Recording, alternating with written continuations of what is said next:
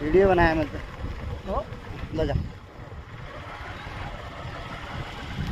रुकुमै कट्टाबाट फर्किँदाखेरि घुम्ने पुल त त्यहाँ है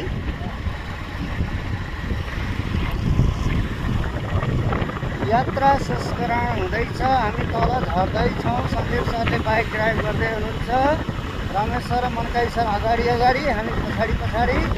यो हाम्रो पक्कै ढुङ्गेर माथि काबुमा आइयो। पश्चिम रुकुम जाने बाटो पनि रहन्छ। अहिले आज हामी पश्चिम गइएन, पूर्व रुकुमबाट फर्कियो।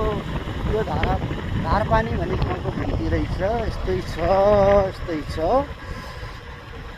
सन्दीप सरले बाइक कुदाइरहनु भएको छ। आकाशमा बादलहरू पनि छन्। यता तल नानी भेरी आइदेखियो उता नानी भेरी ठुलो भेरीमा गएर मिसिएको रहेछ।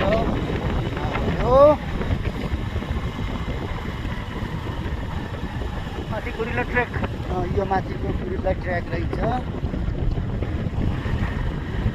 डाँडाहरू यहाँ हिउँ पर्ने ठाउँ हुन्छ। अहिले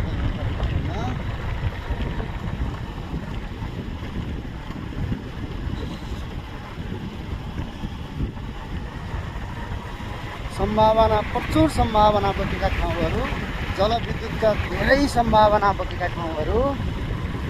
यो डाँडामा पनि टेम्पो हेर्न पाइयो।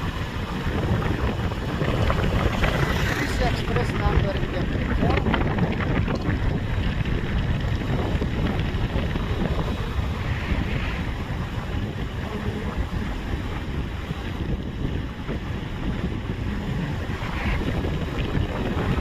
माथिबाट ढुङ्गा खसिरहेको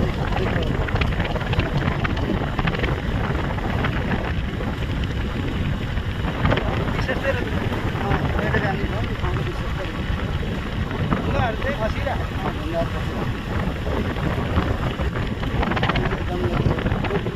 कतिजना नभएपछि समात्ने कुरो भएन। नदी ठाउँ नभएपछि सक्नै पर्यो। यो टनको घुम्ती छ।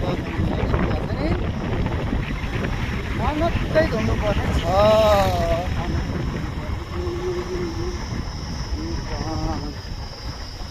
देब्रे घुम्ती बडो मजासँग हान्न सकिने, दाहिने घुम्ती अलि नसक्नेको कारण के छ दाइ? यो हाम्रो लेफ्ट ह्यान्ड पावर हुन्छ, राइट ह्यान्ड